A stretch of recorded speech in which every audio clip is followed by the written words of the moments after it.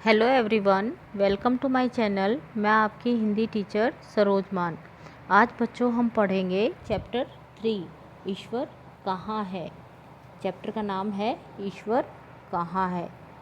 तो इस पाठ में खुदा के अस्तित्व पर प्रश्न करते हुए उसका समाधान प्रस्तुत किया है कि भगवान है या नहीं। इस कहानी में वसुदैव वसुधैव कुटुंबकम की भावना को उभारा गया है। इस पाठ में हिंदू का कहना है मंदिर भगवान का घर है, मुसलमान का मानना है मस्जिद खुदा का घर है, ईसाई गिरजाघर को और सरदार गुरुद्वारे को खुदा का घर मानते हैं।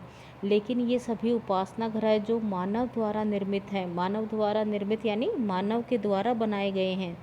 ये सब उपासना घर उस उपासना घर के बराबर नहीं हो सकते जिसे ईश्वर ने निर्मित किया है यानी भगवान ने बनाया है।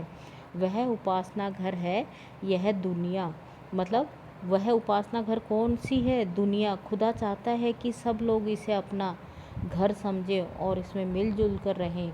तो इसमें भगवान के अस्तित्व के ऊपर प्रश्न उठाया है। तो इसमें अलग अलग देशों के लोग और अलग अलग धर्मों के लोगों के बारे में इस चैप्टर में बताया गया है। तो वो देखिए, एक कस्बे के समुद्री तट पर एक कॉफ़ी हाउस था जिसमें देश और विदेशी यात्री और मल्लाह आराम के लिए रुकते थे और जलपान करने के बाद रवाना हो जाते थे। एक बार फारसी धर्म का एक धर्मोपदेशक इस कॉफ़ी हाउस में रुका। उसके साथ एक अफ्रीकी गुलाम भी था। कॉफ़ी हाउस में जलपान करने के बाद उसने गुलाम से पूछा, क्या तुम बता सकते हो खुदा क्या है? खुदा का मतलब भगवान। अफ्रीकी गुलाम ने तुरंत म्यान में से तलवार निकाल कर कहा, यह है मेरा खुदा। म्यान क्या होती है? जहाँ पर तलवार रखी जाती है। यह हर वक्त मेरी हिफाजत करता है। हिफाजत यानी रक्षा। गुलाम के इस उत्तर से कॉफ़ी हाउस में उपस्थित सभी लोगों को चौंका दिया।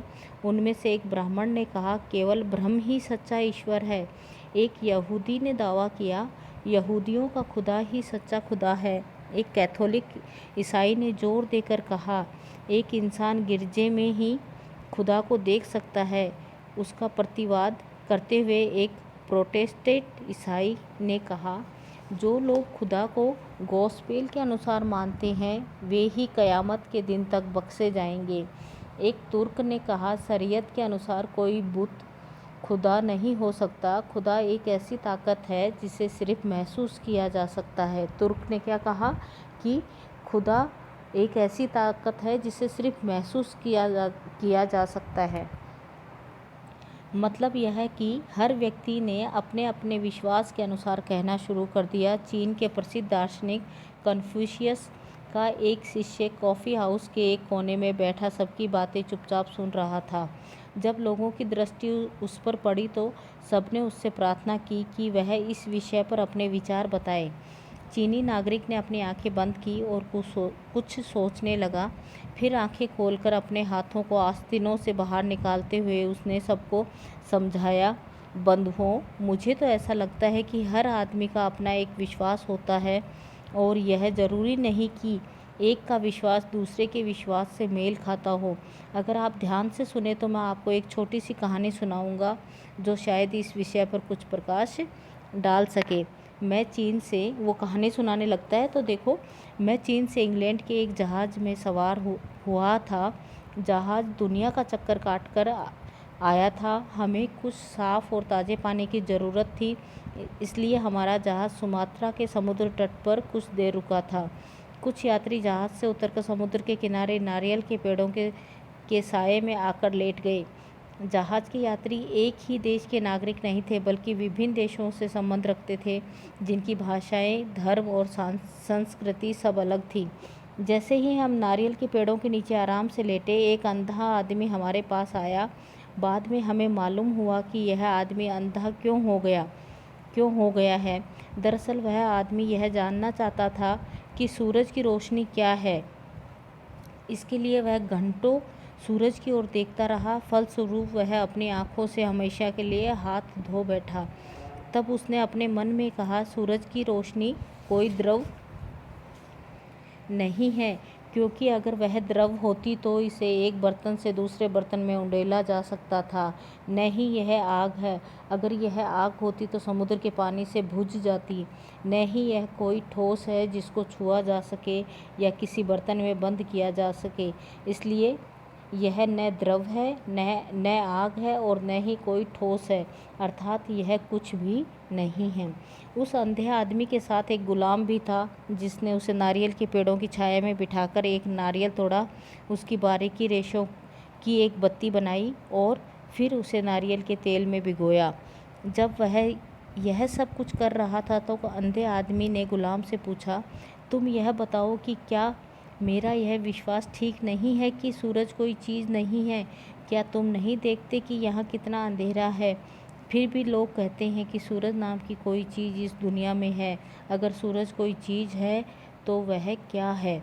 गुलाम अंधे आदमी को अपने झोंपड़े में ले गया और उसको अपनी टूटी हुई चारपाई पर बिठाते हुए कहा, मैं यह तो नहीं जानता कि सूरज क्या है, क्योंकि इस पर विचार करना मेरा काम नहीं है। मैं तो केवल इतना जानता हूँ कि रोशनी क्या है। इस झोंपड़ी के अंधेरे को ख़त्म करने के लिए मैंने एक दीप जलाया है, जिसकी सहायता से मैं झोंपड़ी में रखी हुई हर चीज़ को देख सकता हूँ। यह है मेरा सूरज। एक लंगड़ा आदमी जो छड़ी का सहारा लिए उस झोंपड़ी के सामने से गुजर रहा था, उसने गुलाम की बातें सुनी तो वह खिलखिला पड़ा। उसकी हंसी की आवाज़ सुनकर वह अंधा आदमी और गुलाम झोंपड़ी से बाहर आ गए। तुम भी सारी उम्र अंधे हो रहोगे? लंगड़े आदमी ने अंधे से कहा, तुम इतना भी नहीं जानते कि सूरज क्या है? आओ मैं तुम्हें बताता हूँ सूरज क्या है। सूरज एक आग का गोला है जो रोज़ सुबह पहाड़ों से निकलता है और शाम को हमारे द्वीप से मीलों दूर पहाड़ों में छिप जाता है। हम तो हमेशा से यही देखते आए हैं। तुम्हारी आंखें होती तो तुम भी यही देखते। एक नौजवान मछुआरा उनके पास आकर बोला, ऐसा लगता है कि तुम कभी अपने द्वीप से बाहर नहीं गए। अगर तुम्हें दूसरे द्वीपों में जाने का अवसर मिला होता तो जैसे हमें मछलियाँ पकड़ने के सिलसिले में दूसरे द्वीपों में जाने के अवसर मिलते रहते हैं, तो तुम जानते कि सूरज रोज़ सुबह समुद्र से निकलता है और शाम को समुद्र में ही डूब जाता है। जो कुछ मैं कह रहा हूँ बिल्कुल सही है। मैं रोज़ अपनी आँखों से यही देखता हूँ। फिर एक भारतीय यात्री ने मछुआरे की बात को काटते हुए कहा, आश्चर्य है, आप लोग कैसी कैसी बेबुनियादी बातें कर रहे हैं। भला यह कैसे हो सकता है कि आग का गोला समुद्र में डूब जाए और समुद्र का पानी उसे न बुझाए? दरअसल यह आग का गोला नहीं, यह तो एक देवता है जिसका नाम देवा है। ये रोज़ मेरू के सोने के पहाड़ों से रथ में सवार होते और रोज़ शाम को टीरू के चांदी में छिप जाते हैं। ये किसने कहा? भारतीय यात्री ने कहा। भारतीय यात्री की यह विचित्र बात सुनकर मिस्र के जहाज़ के एक मल्लाह ने कहा, नहीं नहीं नहीं, आप बिल्कुल गलत कह रहे हैं। सूरज एक देवता नहीं है। मैंने जहाज़ का मल्लाह होने की हैसियत से अनगिनत समुद्री यात्राएं की हैं। मैं यह अच्छी तरह जानता हूँ कि सूरज सिर्फ भारत को ही नहीं बल्कि पूरी दुनिया को अपनी रोशनी से रोशन रखता है। यह सिर्फ एक पहाड़ी या द्वीपों का चक्कर नहीं लगाता, बल्कि पूरब में जापान के द्वीपों से निकलता है और इंग्लैंड के आसपास के द्वीपों में छिप जाता है। जो कुछ मैं कह रहा हूँ बिल्कुल सही है। मेरे दादा भी यही कहा करते थे। मिस्र के जहाज़ का मल्लाह अपनी बात कहकर चला गया, लेकिन इंग्लैंड के एक मल्लाह को जोश आ गया और उसने कहा, किसी भी देश के नागरिक सूरज के बारे में उतना नहीं जानते जितना इंग्लैंड के लोग जानते हैं। इंग्लैंड का बच्चा बता सकता है कि सूरज कहाँ से निकलता है और कहाँ छिपता है। यह तो हमेशा से पृथ्वी का चक्कर लगा रहा है और हमेशा लगाता रहेगा। किसने कहा है ये? इंग्लैंड के नागरिक ने। फिर उस मल्लाह ने एक छोटी सी लकड़ी से रेत पर निशान बनाकर उन्हें समझाने की कोशिश की कि सूरज किस तरह पृथ्वी के चारों ओर चक्कर लगाता है, लेकिन वह इस सिद्धांत को ठीक तरह से समझा नहीं सका। इसलिए उसने अपने एक साथी की ओर संकेत करते हुए कहा, मेरे साथी आपको ठीक तरह समझा सकते हैं। उसके साथी ने कहा, दरअसल सूरज पृथ्वी के चारों ओर चक्कर नहीं लगाता, बल्कि पृथ्वी सूरज के चारों ओर चक्कर लगाती है। सूरज के चारों ओर एक चक्कर लगाने में पृथ्वी को 24 घंटे लगते हैं। सूरज इस दुनिया को